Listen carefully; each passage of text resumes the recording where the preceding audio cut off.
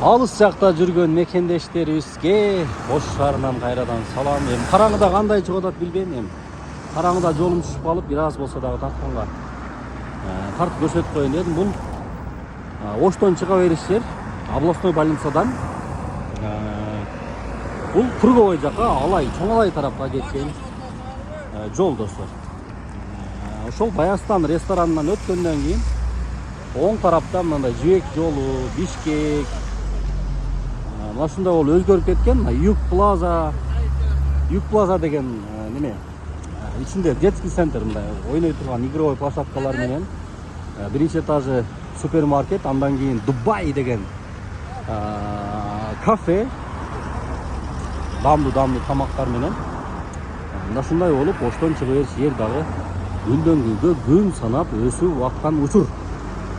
Достор, унаалар абдан көп бизде. Түнү дагы, күнү дагы унаалар тынбайт. Бул жакшы, элибизде жакшы жашоо, Аллага шүгүр дейбиз. Мына ушул унаалардын көптүгүнөн дагы ойлоп коем, мына жааган карларды ушулар мындай тез эле тебелеп, мындай сыртка чыгарып, суусун чыгарып дегендей. Мурда илгеркиде как муз болуп калбай атат да. Жааган карды моментально жок кылып коет ушул кыландар деп эле. Азыр эми машиналар мындан ары азаябы же көбөйбү бамдап турабыз. Себеп дегенде унаага болгон налог салыкты жокко чыгарды урматтуу президентибиз. Бирок анын ордуна ар бир литрине 1 сомдон кошуп ашыкча бензинге, соляркага төлөй турган кылып койду.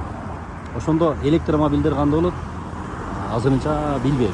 Оюңар кандай? Силердин жазып кетсеңиздер болот достор.